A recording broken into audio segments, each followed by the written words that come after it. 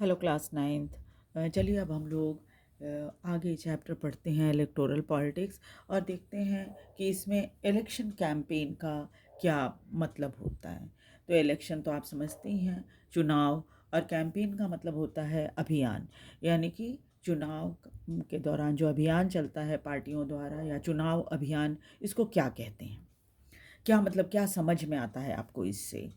The main purpose of election is to give people a chance to choose the representative, the government and the policies they prefer.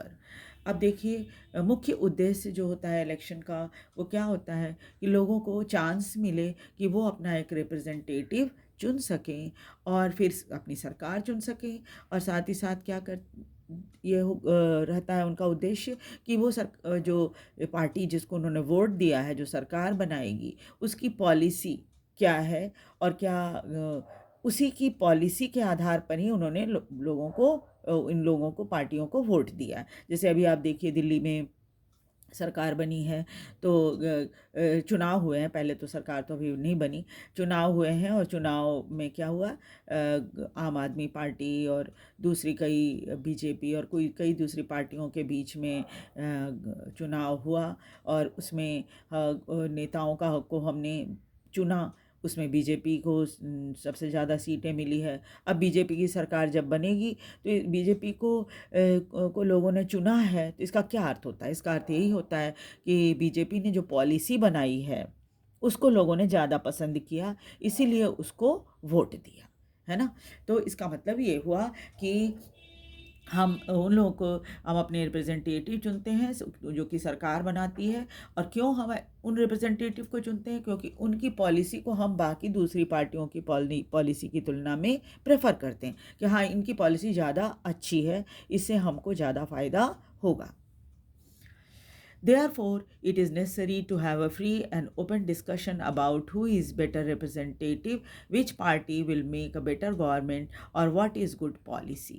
और इसीलिए बहुत ज़रूरी है कि एकदम खुले और ओपन डिस्कशन हो ताकि हम एक अच्छा रिप्रेजेंटेटिव चुन सकें और पार्टी जो है वो जब जीते तो एक अच्छा गवर्नमेंट दे हमें। एंड और उनकी क्या पॉलिसी है जो कि अच्छी है, यानी कि जो पॉलिसी अच्छी है जिसके बारे में उन्होंने चुनाव से पहले बात की है, उन सभी पॉलिसी को वो लगाएंगे। This is what happen during election campaign. और इलेक्शन कैंपेन जो होती है, जो अभियान चलता है, उसमें यही बातें होती हैं कि उस सरकार की, उस पार्टी की क्या पॉलिसी है, वो जनता को बताना कि हमारी ये पॉलिसी है। और जनता अगर उनकी पॉलिसीज़ को पसंद करती है तो उनको वोट देती है। ठीक है, अब इतनी बात तो आप समझ गए होंगे। चलिए आगे देखते हैं। In our country, such campaign take place for 2 week period between announcement of the final list of candidate and the date of polling। और हमारे देश में जो है इस तरह के अभियान के लिए 2 सप्ताह का वक्त दिया जाता है। ये दो सप्ताह कब शुरू होता है? जब अनाउंसमेंट हो जाता है कि ये कैंडिडेट यहाँ से, इस एरिया से खड़े होंगे। और उसके बाद जिस दिन चुनाव होगी, यानी जिस दिन पोलिंग, हम वोट डालने जाएंगे, उनके उन्हीं के सब इस समय के दौरान 2 वीक का जो समय होता है, इसी दौरान ये पार्टियां अपनी चुनाव अभियान चलाती हैं। During this period the candidate contact their voters. इस दौरान क्या होता है, आपने देखा भी होगा, बहुत सारे नेताजी लोग घर घर आते हैं, आके हमें अपनी जो पॉलिसी होती है, प्रोग्राम होते हैं, उसकी लिस्ट वगैरह भी देते हैं। और उसके साथ क्या होता है, हमसे रिक्वेस्ट करते हैं कि हम उनको वोट दें। Political leader address election meeting. इस दौरान बहुत जगह जगह आपने सुना होगा, बड़े बड़े नेताओं की या कई नेताओं की मीटिंग होती है जिसमें लोग जाते हैं उनका भाषण सुनने के लिए। Political parties mobilise their supporter. और सभी पॉलिटिकल पार्टी क्या करती हैं, सपोर्टर्स को मोबिलाइज करते हैं कि भाई तुम अभियान में शामिल हो ताकि ज़्यादा से ज़्यादा लोगों तक हम पहुंच सकें। This is also the period when newspaper and television news are full of election related story and debate. और इस दौरान आप समाचार पत्रों में भी और टेलीविज़न में भी हर चैनल पे आपको इस तरह के डिस्कशन, 4-5 नेता बैठे रहेंगे, उनके बीच में डिस्कशन और वाद विवाद चलता रहता है कि कौन सी पार्टी कैसी है और उनका जो इलेक्शन कैंपेन हो रहा है उसमें, और उनके जो वादे हैं वो कैसे हैं, कितना फ़ायदा जनता को उसका मिलेगा। But election campaign is not limited to these 2 weeks only. ऐसा नहीं है कि इलेक्शन कैंपेन जो है वो नॉमिनेशन से शुरू होता है और बस 2 ही सप्ताह तक चलता है, ऐसी बात नहीं है। Political party start preparing for election month before they are actually take place. बहुत सारी पॉलिटिकल पार्टी ऐसी होती हैं जो कि पहले से ही प्लानिंग करती हैं और प्लानिंग करके काफ़ी पहले से ही इलेक्शन के लिए प्रिपेयर होने लगती है और जनता को से भी कांटेक्ट करना शुरू कर देती है। In election campaign, political party try to focus public attention on the big issue। और इलेक्शन कैंपेन या जो चुनाव अभियान होता है, इस दौरान बहुत सारी पॉलिटिकल पार्टी बड़े बड़े इश्यूज़ को उठाती हैं। They want to attract public to the issue, और लोगों का ध्यान इसकी तरफ आकर्षित करती हैं।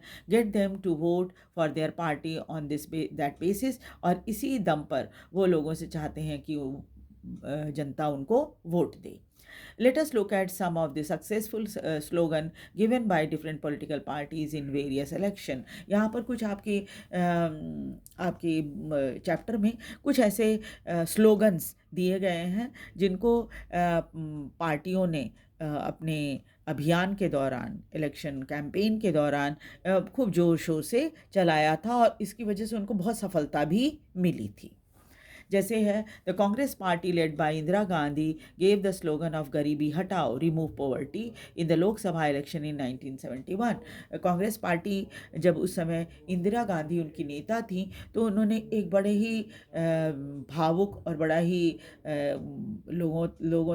लोगों की भावनाओं तक पहुंचने वाला एक स्लोगन चलाया था। वो था गरीबी हटाओ। आपको पता है भारत में गरीबी तो बहुत है, तो वैसे में उन्होंने गरीबी हटाओ का ये नारा दिया था 1971 के इलेक्शन में। The party promised to reorient all the policies of government to remove poverty from the country। और उस समय इंदिरा गांधी ने ये जनता से वादा किया था कि अपनी सारी पॉलिसी को फिर से वो देखेंगी और देखकर उसको क्या करेंगी, चेंज करेंगी, ताकि देश से गरीबी हटाई जा सके। उसके बाद है सेव डेमोक्रेसी, यानी कि प्रजातंत्र बचाओ। प्रजातंत्र बचाओ का नारा जो है वो जनता पार्टी, वह slogan given by Janata party under the leadership of Jayaprakash Narayan in Lok Sabha election held in 1977। और ये जो प्रजातंत्र बचाओ, ये स्लोगन जो है जनता पार्टी ने उस समय दिया था जब 1977 का लोकसभा इलेक्शन होने वाला था। और उस समय इस स्लोगन के जन्मदाता जो थे वो जयप्रकाश नारायण थे, उन्होंने ही ये स्लोगन चलाया था। The party promised to undo the excessive committed during the emergency and restore civil liberties। और इस दौरान उस समय 1977 में देश में इमरजेंसी या जो आपातकाल कहा जाता है वो लगा हुआ था। और आपातकाल में क्या होता है कि जनता के सारे अधिकार छीन लिए जाते हैं। तो उन्होंने ये जनता से प्रॉमिस की कि अगर हमें वोट दोगे आप, तो ये जो इमरजेंसी के दौरान जितनी भी ज्यादतियाँ आपके साथ हुई हैं और जो सिविल लिबर्टीज़ या जो आपको स्वतंत्रता का अधिकार आपसे छीन लिया गया है, उसको हम आपको वापस देंगे। उसके बाद जो थर्ड स्लोगन है वो है left front use the slogan land to the tiller in the West Bengal assembly election held in 1977।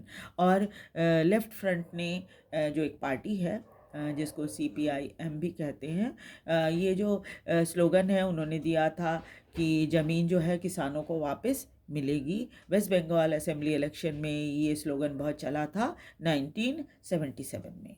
उसके बाद चौथा स्लोगन जो था protect the self respect of Telugus, यानी तेलुगु लोगों के स्वाभिमान को बचाओ, was the slogan given by NT Rama Rao. ये स्लोगन जो है NT रामाराव जो कि लीडर थे तेलुगु देशम पार्टी के आंध्र प्रदेश में, उन्होंने ये स्लोगन दिया था। और ये स्लोगन जो है असेंबली इलेक्शन इन 1983 1983 के असेंबली इलेक्शन में इस स्लोगन को यूज़ किया गया था।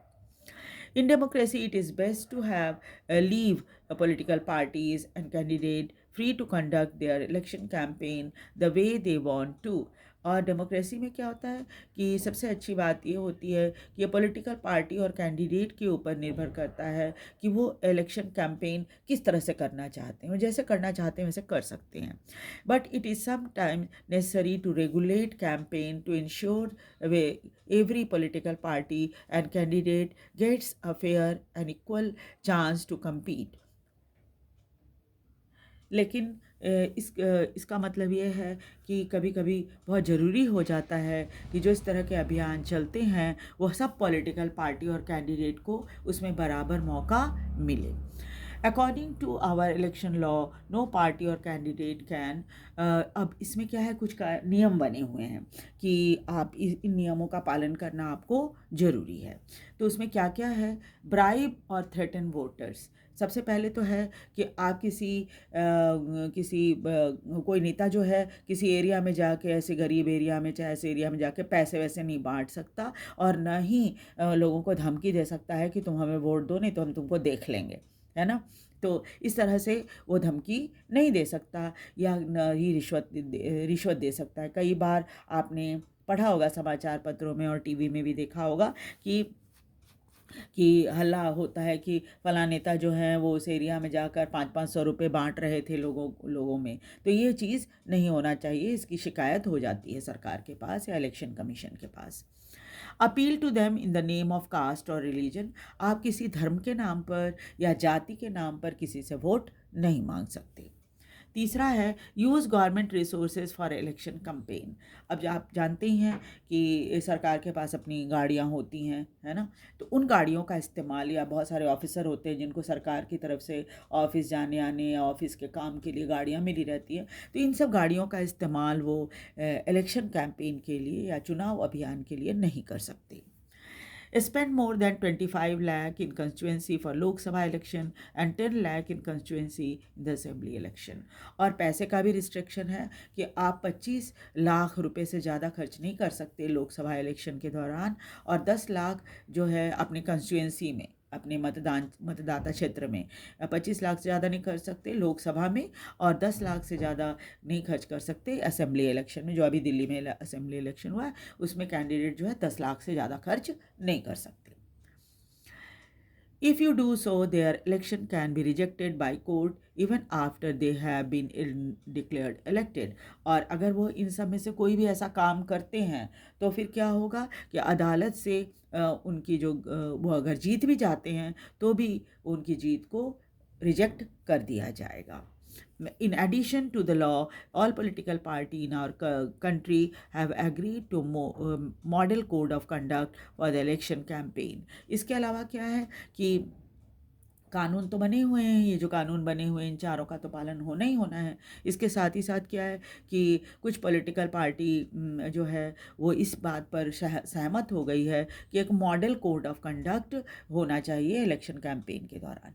मॉडल कोड ऑफ कंडक्ट क्या होता है, यानी कि आप कोई अभद्र भाषा का इस्तेमाल किसी भी दूसरे नेता के लिए नहीं करोगे, है ना। इस तरह से कोड ऑफ कंडक्ट या व्यवहार के लिए इलेक्शन कैंपेन के दौरान सही व्यवहार हो सभी नेताओं का, तो ये मॉडल कोड ऑफ कंडक्ट बनाया गया है। According to this no party और candidate can use any place of worship for, अब क्या है इस इलेक्शन प्रोपेगेंडा, और इसके लिए क्या है कि कोई भी धार्मिक स्थान का इस्तेमाल अपने प्रचार के लिए नहीं किया जाएगा, कोई भी पार्टी नहीं करेगी। यूज़ गवर्नमेंट व्हीकल, एयरक्राफ्ट और ऑफिशियल फॉर इलेक्शन, और अपने किसी भी सरकारी वाहन का इस्तेमाल नहीं करेगी, कोई एयरक्राफ्ट का इस्तेमाल नहीं करेगी, और ऑफिशियल्स जो कि इलेक्शन जो ऑफिस में काम करते हैं तो उनका क्या है, उनको इलेक्शन में के काम में नहीं लगाएगी। Once elections are announced, minister shall not lay foundation stone on any project, take any big policy decision or make any promise of providing public facility। और इसके अलावा और भी शर्त है, वो ये है कि एक बार इलेक्शन का जब अनाउंसमेंट हो जाता है कि इस जगह इलेक्शन होने वाले हैं, तो कोई भी चाहे वो मिनिस्टर भी क्यों ना हो, मिनिस्टर भी कोई कहीं ऐसी जगह पर जो कि कोई प्रोजेक्ट बनना है वहाँ पर फाउंडेशन स्टोन आप डालते हैं जाके ताकि प्रोजेक्ट को स्टार्ट किया जा सके, बनाना शुरू किया जा सके, वो नहीं डाल सकता। और कोई बड़ी पॉलिसी डिसीजन नहीं ले सकता, पहले आप ले लो, एक बार अनाउंसमेंट हो जाएगा उसके बाद आप नहीं ले सकते। और कोई भी प्रॉमिस पब्लिक फैसिलिटी देने के लिए पहले से कोई प्रॉमिस वो नहीं कर सकते। ठीक है, तो इस तरह से क्या है कि हमने ये देखा कि जो इलेक्शन कैंपेन होता है या जो चुनाव अभियान होता है वो किस तरह से होता है। अगली क्लास में हम देखेंगे polling and counting of vote. अब हम देखेंगे कि वोट कैसे डलते हैं और फिर उसकी गिनती कैसे होती है। ठीक है, तो आप वीडियो को लाइक और सब्सक्राइब भी ज़रूर कर दीजिएगा और शेयर भी कीजिएगा ताकि दूसरे बच्चे भी इसे देख सकें और उसका फ़ायदा उठा सकें।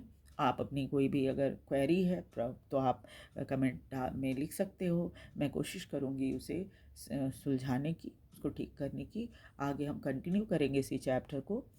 Thank you very much. Playlist में मैं डाल दूँगी चैप्टर को, आप वहाँ से चाहे तो पूरे चैप्टर को देख सकते हैं। Thank you.